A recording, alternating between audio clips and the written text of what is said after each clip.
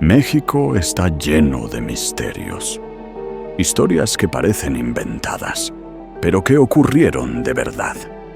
Desde científicos que desaparecieron sin dejar rastro, hasta desastres invisibles que enfermaron a miles de personas, pasando por luchadores, locutores y modelos envueltos en finales inexplicables. Hoy vamos a recorrer 7 de los casos más perturbadores de nuestro país.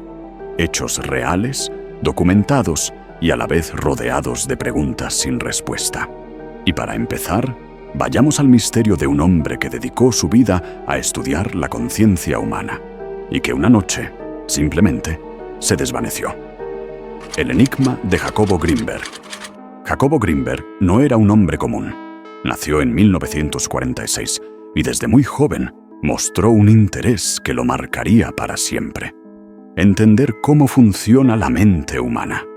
El fallecimiento de su madre, cuando él tenía apenas 10 años, lo llevó a obsesionarse con el cerebro, la conciencia y todo aquello que no podía verse a simple vista. Estudió psicología en la UNAM. Después viajó a Nueva York para especializarse en neurofisiología y al regresar fundó laboratorios de investigación. Escribió más de 50 libros y fue reconocido como una de las mentes más brillantes de México. Lo llamaban el Einstein de la conciencia. Pero lo que lo hacía diferente era que no se conformaba con la ciencia tradicional. Jacobo quería entender también lo inexplicable. Documentó las supuestas cirugías milagrosas de Pachita, una curandera famosa en los años 70, y a partir de esas experiencias creó su teoría sintérgica, donde planteaba que el cerebro no solo percibe la realidad, sino que la genera, interactuando con un campo energético que nadie puede ver. Sus ideas dividían opiniones. Para algunos era un visionario, para otros un charlatán. Sin embargo, su prestigio académico era real y sus investigaciones estaban en marcha. Todo parecía avanzar, hasta que llegó diciembre de 1994. Jacobo estaba por cumplir 48 años. Tenía compromisos sociales, colegas que lo esperaban y planes de trabajo. Pero nunca apareció. La versión más cercana era que haría un viaje a la India. Sin embargo, no existía boleto de avión, ni registros migratorios, ni confirmación alguna. Simplemente desapareció. Las teorías no tardaron en surgir. Una de ellas apuntaba a su esposa, aunque nunca se encontró evidencia en su contra.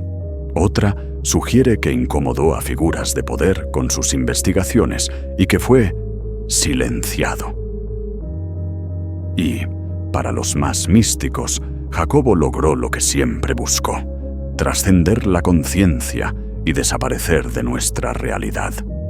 Lo cierto es que han pasado 3 décadas sin una sola pista clara. Ni restos, ni objetos, ni testigos. Nada.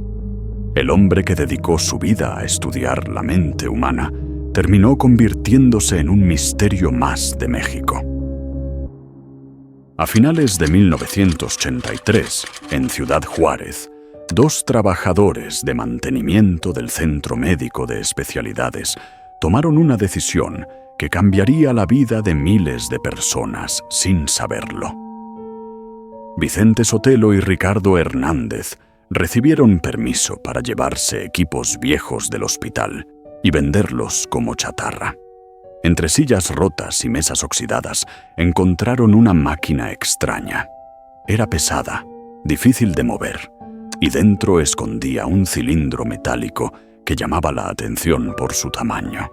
Al intentar manipularlo, se les cayó, y de su interior comenzó a escapar un polvo brillante, de un tono azul intenso. Sin pensarlo mucho, lo recogieron, lo envolvieron y lo vendieron en un deshuesadero. Por todo ese material, les dieron apenas $80. Lo que no sabían era que ese cilindro contenía cobalto 60, un material altamente radioactivo. El polvo que se escapó quedó regado por las calles, y lo peor es que los fragmentos del metal terminaron fundiéndose y usándose para fabricar varillas de construcción. Semanas más tarde, en enero de 1984, un laboratorio en Nuevo México detectó niveles anormales de radiación en un camión proveniente de México. Dentro llevaba varillas contaminadas. La investigación llevó a las autoridades hasta Ciudad Juárez, y lo que encontraron fue alarmante. El deshuesadero estaba lleno de radiación, la camioneta de Vicente estaba impregnada de partículas, y la ciudad entera había sido alcanzada por el polvo invisible. El impacto fue devastador. Miles de personas estuvieron expuestas a niveles de radiación equivalentes a recibir miles de radiografías. Fatiga, náuseas y desmayos fueron los primeros síntomas, pero con los años llegaron las enfermedades graves. Oficialmente se habló de más de 4.000 afectados, aunque especialistas creen que fueron muchos más. Lo más perturbador es que nunca se logró rastrear todas las construcciones hechas con esas varillas contaminadas. Se sabe que parte del material radioactivo terminó en casas, escuelas y hasta en edificios públicos. Algunas piezas se almacenaron en un cementerio nuclear, pero otras siguen sin localizarse hasta hoy. El accidente de Ciudad Juárez pasó a la historia como uno de los peores casos de contaminación radiológica del continente, y todo comenzó con un cilindro olvidado en un hospital y 2 trabajadores que solo querían vender chatarra. El misterio de Gabriela Rico. A pocas horas de haber sido detenida esta mujer, Gabriela Rico Jiménez, de 21 años de edad, fue puesta en libertad de manera inexplicable. En 2009, un video transmitido en televisión mexicana dejó a todos en shock.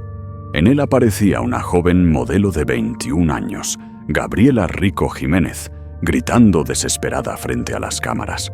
Con el rostro desencajado y la voz quebrada, repetía una frase inquietante: «Quiero mi libertad». ¡Yo quería mi libertad! ¡Quiero mi libertad! No era una aparición cualquiera. Gabriela aseguraba que personas muy poderosas estaban detrás de su sufrimiento. Incluso mencionó nombres de políticos y hasta insinuó que la familia de uno de los hombres más ricos del país estaba al tanto de todo. Las imágenes mostraban a una joven fuera de sí, rodeada por supuestos policías que intentaban controlarla. Aún así, Gabriela insistía en que había sido víctima de un grupo misterioso y que había visto cosas terribles, demasiado oscuras para creerlas.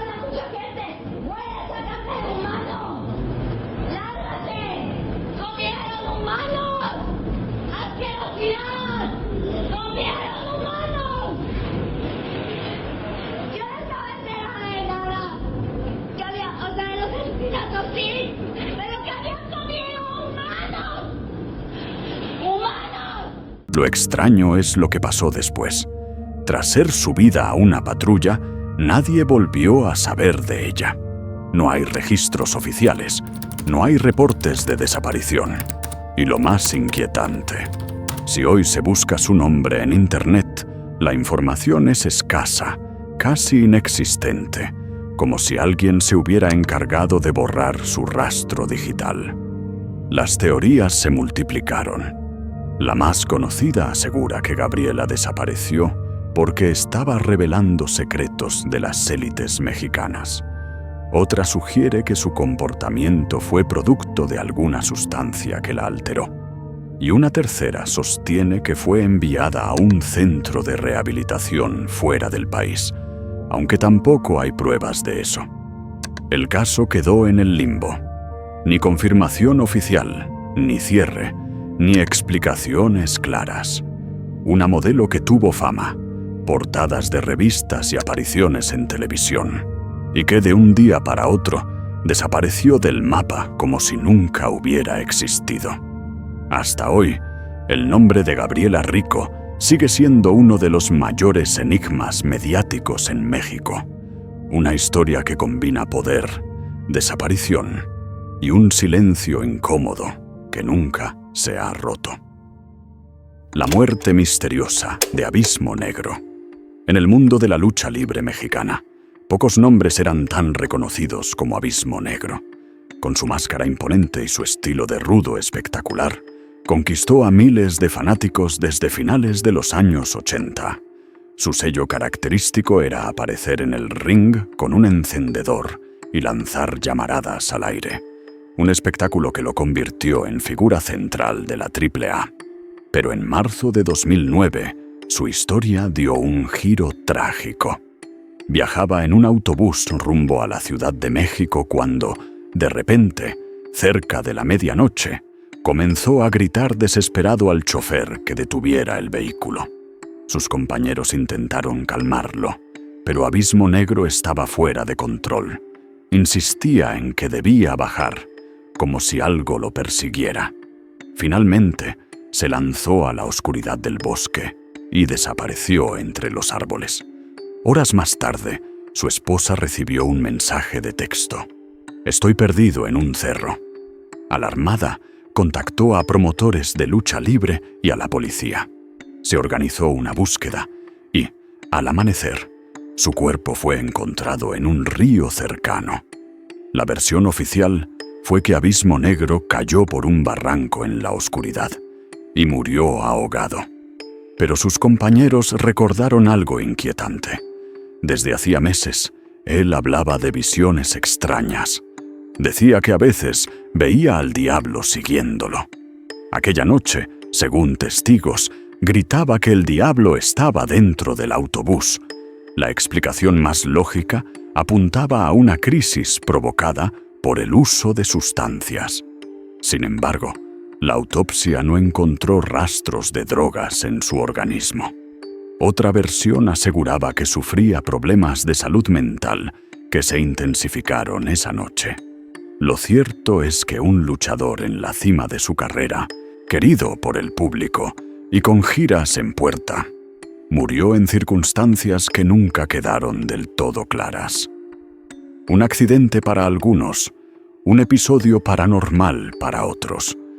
La verdad se perdió en la oscuridad de esa carretera, junto con la vida de Abismo Negro. El encuentro ovni del piloto. El 3 de mayo de 1975, un piloto mexicano llamado Carlos Antonio de los Santos Montiel despegó de Zihuatanejo en una avioneta Cessna rumbo a la Ciudad de México. Era un vuelo rutinario, de poco más de una hora, pero lo que vivió a 3.000 metros de altura lo convirtió en protagonista de uno de los casos ovni más famosos del país. Mientras sobrevolaba el estado de Morelos, Carlos comenzó a sentir una extraña sensación de ser observado. Minutos después, lo confirmaría. A su lado apareció un objeto metálico, redondo, del tamaño de un coche. En cuestión de segundos, otro aparato idéntico se colocó en el ala contraria. Y si eso no fuera suficiente, un tercer objeto se aproximó a gran velocidad hasta situarse debajo de la avioneta. En ese momento, los controles dejaron de responder. El piloto tiraba del timón, apretaba botones, pero nada funcionaba. De pronto, sintió un golpe en la parte inferior de la nave y el avión comenzó a elevarse solo, como si una fuerza externa lo manipulara. Desesperado, contactó a la torre de control del Aeropuerto Internacional de la Ciudad de México, reportando la emergencia entre sollozos y rezos.